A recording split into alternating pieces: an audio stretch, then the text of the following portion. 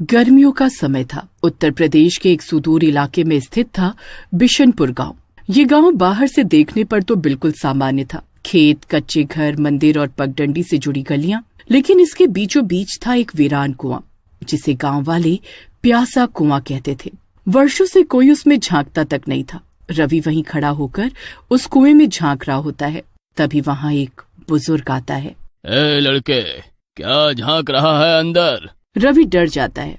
कुछ नहीं बाबा, बस ऐसे ही। चल भाग यहाँ से, और कभी इधर आना भी मत। तभी वहाँ गांव में आई नई टीचर जा रही होती है। क्या हुआ बाबा, क्यों बच्चे पर गुस्सा कर रहे हो? क्या किया उसने? अरे कुएं में झांक रहा है, कितनी बार मना किया कुएं में मत देखो, फिर भी। अच्छा हाँ, गिर सकता था वो। गिरने की बात नहीं है बेटा। कहते हैं कि जब भी कोई उस कुएं के पास प्यासा जाता है तो कोई सफेद कपड़ों में लिपटा बूढ़ा आदमी उसके सामने आ खड़ा होता है और कहता है, पानी पियोगे? और अगर कोई हाँ कह दे तो वो दोबारा कभी दिखता ही नहीं। इस बात को मजाक मान रही हो? बनाओ, मजाक बनाओ। जब एक दिन कुछ होगा तो मुझे मत कहना बताया ही नहीं।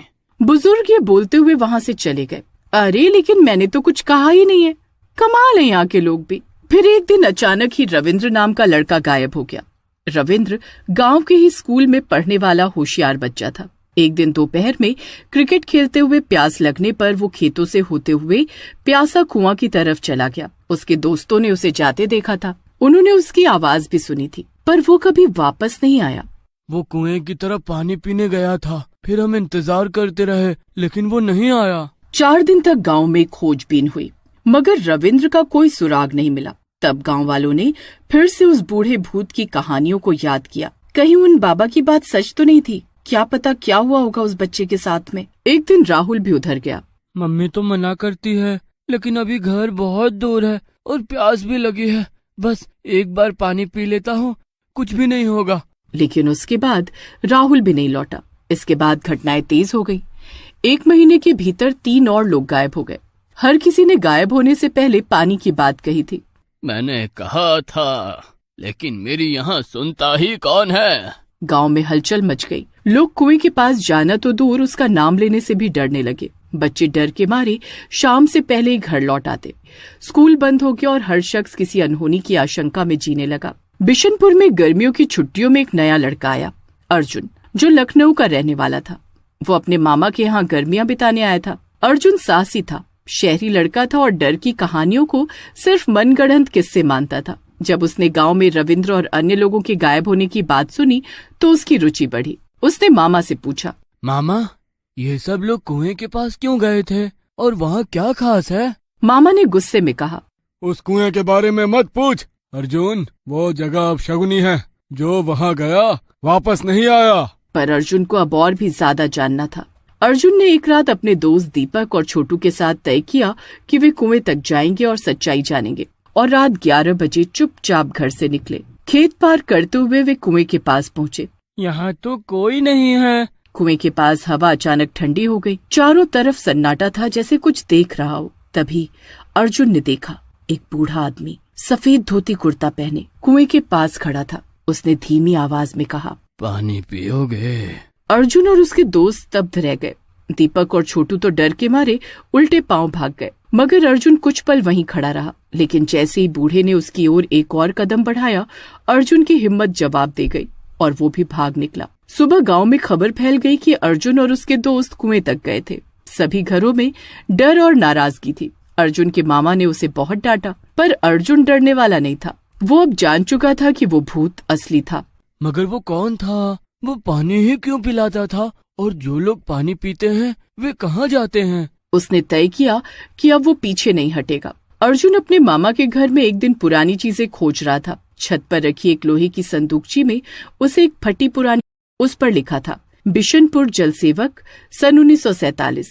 डायरी का पहला पन्ना पढ़ते ही अर्जुन की रूह कांप गई। उसमें लिखा था, मुझे पानी पिलाना अच्छा लगता है। गर्मियों में हर राहगीर को पानी देना मेरा धर्म है। पर एक दिन मैंने पानी में गलती से कुछ ऐसा मिला दिया जिससे रामलाल की बेटी नहीं बची।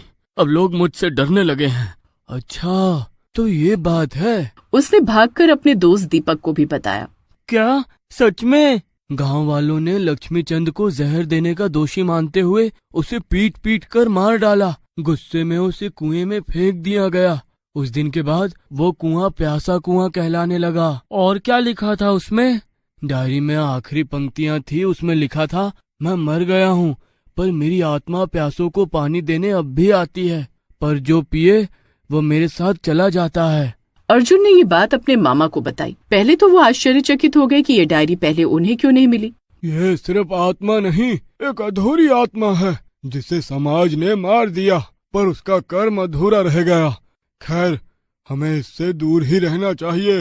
लेकिन अर्जुन ने तो योजना बना ली थी। अगली रात पूर्णिमा की थी। वो उस रात कुएं पर लक्ष्मीचंद की डायरी और चंद फूल चढ़ाकर उसकी आत्मा से बात करने जाएगा, परंतु वो पानी नहीं पिएगा, चाहे कुछ हो जाए। वो जानना चाहता था, क्या भूत सिर्फ पानी पिलाना चाहता है या उसके पीछे कोई और अंधेरा रहस्य है? वो डायरी, फूल और गंगा जल लेकर चुपचाप कुएं की ओर बढ़ा। कुएं के पास पहुंचते ही उसे हल्की सी सिसकियों की आवाज सुनाई दी। सफेद कपड़ों में वही बूढ़ा, झुकी कमर, पिचकी आंखें और कांपते होठों से बोला, पानी पियोगे? लक्ष्मीचंद बाबू, मुझे सच जानना है, क्यों ले जाते हो उन्हें जो पानी पीते हैं? भूत ने सर झुका लिया। क्षण भर बाद जैसे कोई कैद आत्मा टूटे बांध से बाहर निकली। आवाज गूंजने लगी, मैं नहीं ले जाता उन्हें, ये कुआं ले जाता है। लक्ष्मीचंद की आत्मा ने बताया कि जब गांव वालों ने उसे मारा तो मरते वक्त उसने पानी को श्राप दिया। जिसने मेरी सेवा इज्जत नहीं की, अब वो इसी पानी में समाएंगे। पर वो श्राप सिर्फ भावनात्मक था। असल में कुएं में एक और आत्मा बस गई थी, जल पिशाच, जो मृत्यु से पैदा हुई नकारात्मक ऊर्जा से पनपा था। अब जब भी कोई व्यक्ति हाँ कहता, लक्ष्मीचंद तो बस पानी देता, लेकिन असली हमला कुएं के भीतर से आता। पिशाच की आत्मा उसे खींच लेती। तो मतलब आप लोगों को नहीं मारते हो? नहीं, मैं तो बस पानी पिलाता हूँ, मारता तो ये कुआं है सबको। अर्जुन ने फैसला किया कि अब ये खेल खत्म करना होगा।